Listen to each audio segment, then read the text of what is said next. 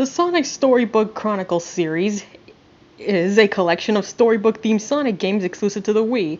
In both games released under the series, Sonic the Hedgehog travels into the world of a storybook to stop a great evil that potentially threatens both his world and theirs, meeting alternate versions of his friends and enemies in the process. Unfortunately, after just 2 games, this series was cancelled. Why? Well, that's a lot to unpack. Hello everyone, Toshi the Panda back again with another video. This time, I'm going to be discussing a rather underrated entry in the Sonic the Hedgehog series, or rather 2 of them. If you couldn't guess from the opening, I'm talking about the Storybook Chronicles, as in the 2 games that were released with this theme, Sonic and the Secret Rings and Sonic and the Black Knight. Personally, if you want my opinion, these games are alright, in some aspects, in others not so much.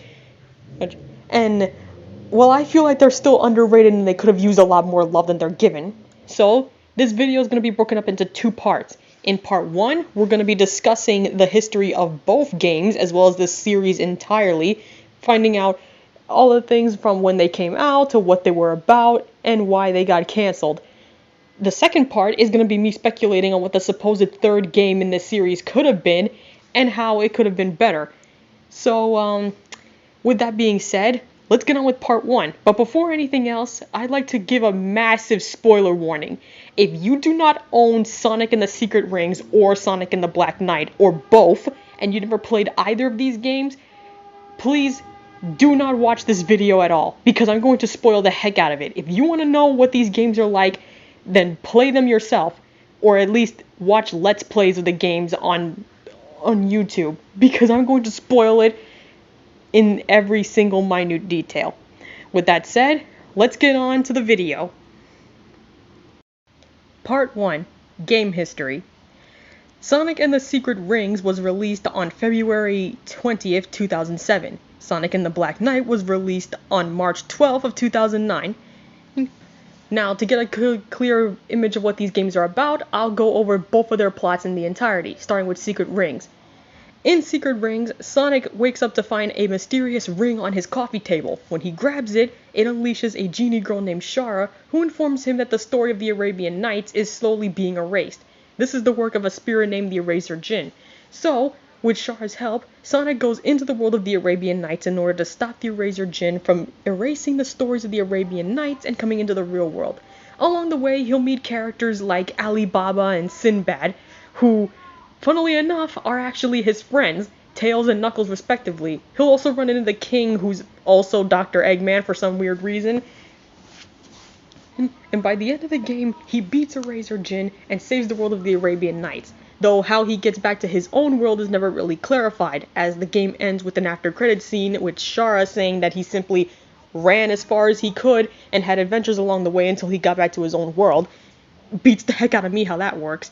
In Black Knight, the story is quite similar. Sonic gets sucked into the world of King Arthur and the Knights of the Round Table. In this game, he has to help the wizard Merlina to stop the evil King Arthur from taking over the world using the cursed scabbard of Excalibur. Along the way, he meets other members of the Knights of the Round Table like Sir Lancelot, Sir Gawain, and Sir Percival, who respectively are played by Shadow, Knuckles, and Blaze, respectively. He also comes across the Lady of the Lake, who is Amy, and he befriends a talking sword named Caliburn. And by the end of it, Sonic has to stop Merlina, who turns out to be the real villain, whose goal is to make sure that the world never ends. And by the end of it, he stops her and reminds her that even though everything has an end and life is short, you gotta live life to the fullest in the time you've had. Which is actually kind of existential and mature for a Sonic game now that I really think about it. Oh, by the way, it turns out Sonic is the real King Arthur and the one he fought in the game was actually just an illusion. So, with that being said, yeah, these games, their plots are kind of ridiculous, but it's par for the course with Sonic the Hedgehog games.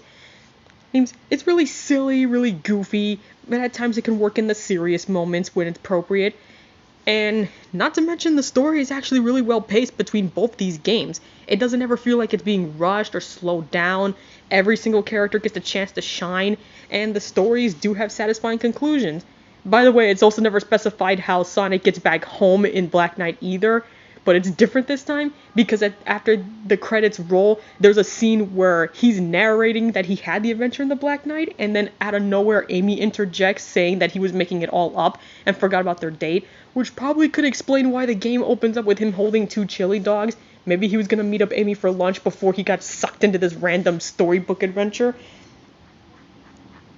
But yeah, other than that, the game seemed pretty alright. The voice acting is superb too. In fact, I argue that next to Unleashed, this is one of Jason Griffith's best voice roles. He nails Sonic very well in Secret Rings and the Black Knight. And he knows how to be serious and how to be goofy, which is something that's kind of been lost in modern Sonic games because they seem to emphasize the comedy a little too much to the point where in serious situations it doesn't seem like Sonic is remotely taking it seriously at all.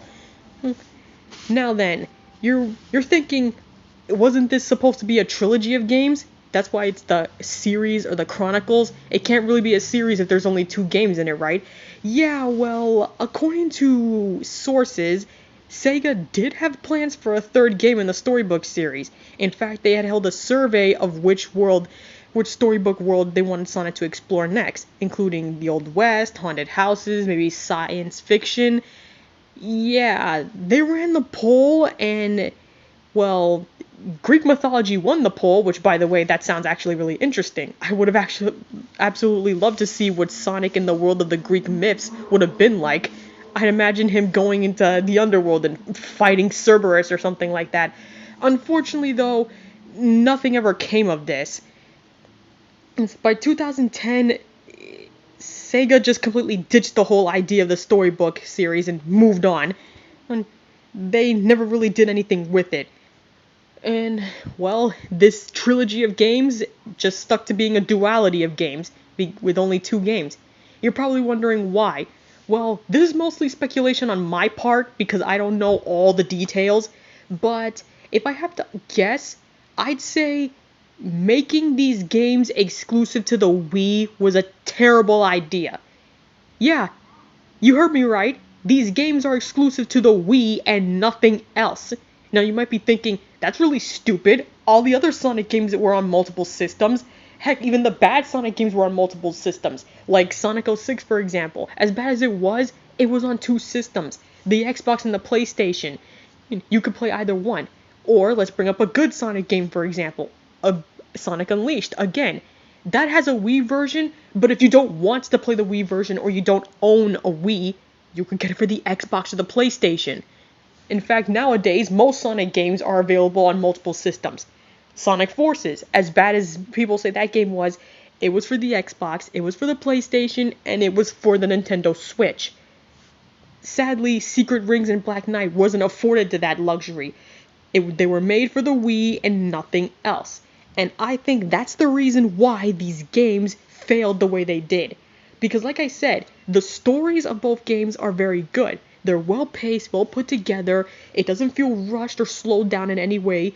It doesn't feel like they introduce plot points and then immediately drop them without coming back to them ever again. And all the characters get a chance to shine and have a part in the story, and an active role in the story too. But that's not the problem. The problem is the gameplay. The gameplay of both of these games is terrible. Why? Because the Wii, it's not a very good gaming system, and I should know. I mean, don't get me wrong, there are good games on the Wii.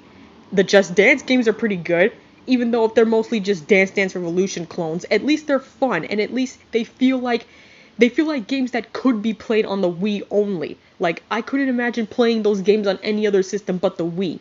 Maybe the Nintendo Switch, because like the Wii, it also has controllers that you could just move around independently of the console. But still, those feel like games that are meant to be played on the Wii. These 2 Sonic games don't. When you watch playthroughs of them, you're thinking to yourself, oh, this person's playing it on an Xbox or a PlayStation, right? No, you find out they're playing it on a Wii, and then you're like, well, that's dumb. This doesn't look or feel like a Wii game at all. It really doesn't. They don't.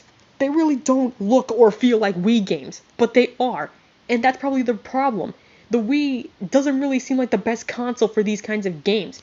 In fact, the Wii doesn't seem like the best console for any kind of Sonic game. They don't seem like games compatible with this system. The Wii is mostly motion controls and all that other stuff. I wouldn't imagine playing a Sonic game using motion controls would be very comfortable, or talking from experience, I have Sonic Unleashed for the Wii. I love that game, but playing on the Wii is so exhausting. Very, very exhausting. It's just really tiring, to say the least. By the time I got to the end of it, I was just tired. I felt like I did a workout, which is probably for the best. I mean, I do kind of need to lose some weight a bit, but still, that's beside the point. That game at least has two other consoles you can play it on. I unfortunately don't have those other two consoles, but at the very least, that option's available for other people. By putting these two games on just one console, you're limiting the scope. This is probably why they did so poorly, because every other aspect of them is fine.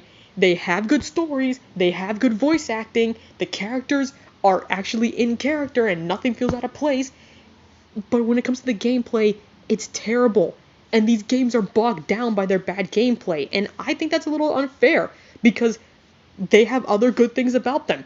And I think if the gameplay was just a bit better, or if these games were not exclusive to the Wii only, they probably would have done a lot better. Now, you're thinking to yourself, what would a third game in this series be like? You heard me say that they ran a poll, that they were considering haunted houses, the Old West, and that Greek mythology won the poll, but it never went anywhere. Well, I have my own idea for what kind of games would have came out afterwards if this series wasn't canceled. But we'll continue that in part 2.